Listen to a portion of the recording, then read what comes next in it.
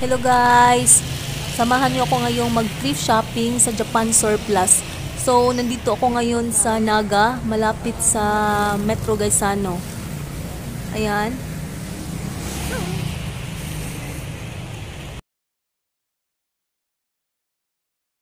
So, nandito na ako ngayon sa loob ng Japan Surplus guys. So titingnan natin kung anong meron dito sa kanilang shop. Sana ay may mabili tayo ngayon dito. Let's go!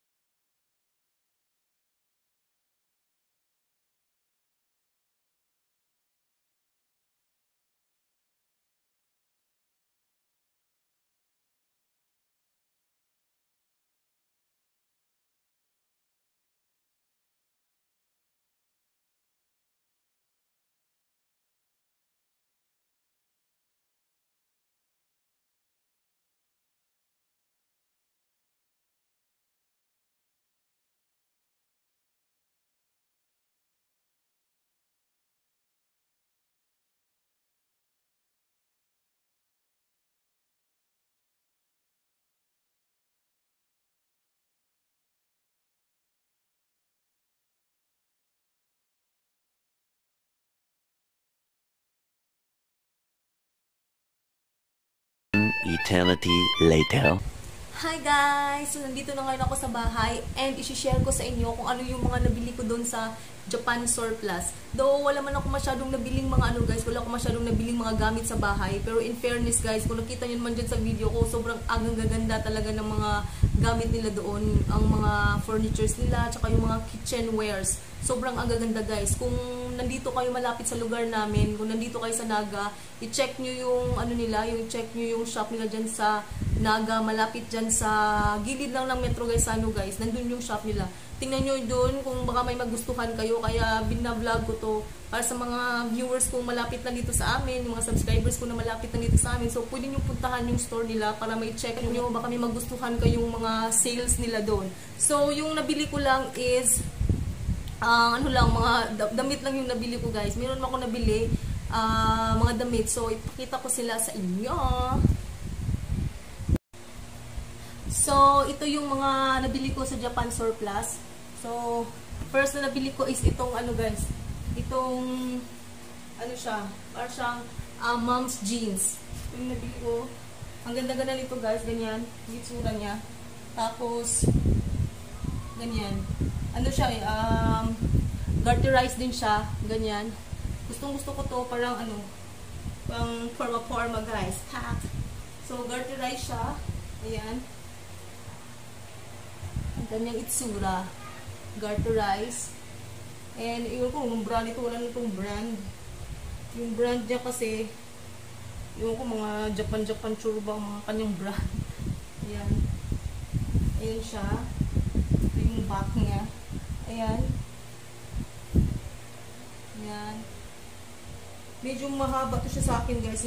I-ano ko na lang siya. I-fold ko yung dito sa ano niya. I-fold ko na lang yung ditong part kasi medyo mahaba siya sa akin. Mom's jeans ito guys. Mom's jeans. Ayan.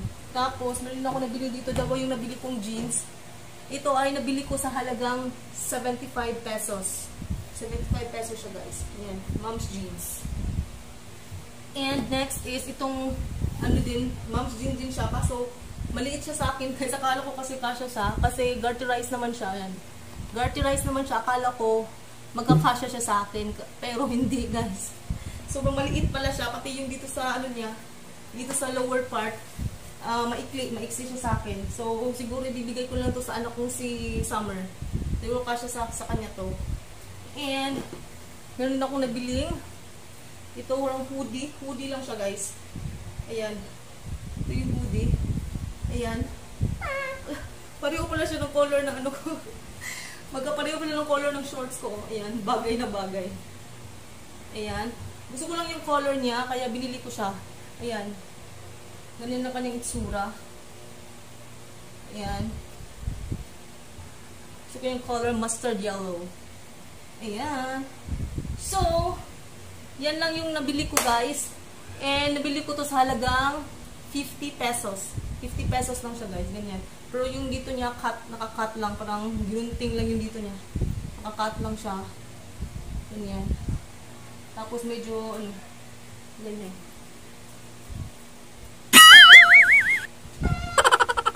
Diba? Pak na pak! Ayan. So, yan lang yung nabili ko guys.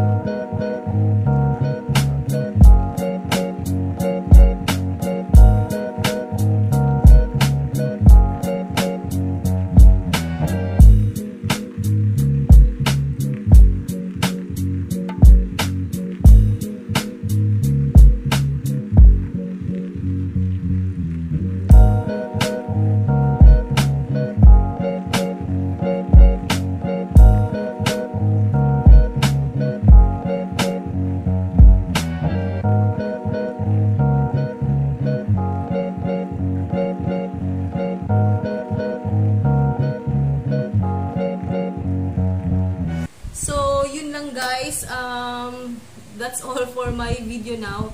So, sana ay kung nasa Cebu po kayo guys, please i-subscribe niyo po yung channel ko kasi para kung saan-saan ako magpupunta, at least ma-updated po kayo sa lahat ng mga gala-gala ko dito sa Cebu guys. Para at least kung may mga puntahan akong mga lugar, kung mahilig kasi ako sa mga ganito guys, yung mga thrift shopping, ganyan, mga ukay-ukay, thrift shopping, ganyan. So, kung may mga mapupuntahan akong mga lugar, at least may share ko siya sa inyo.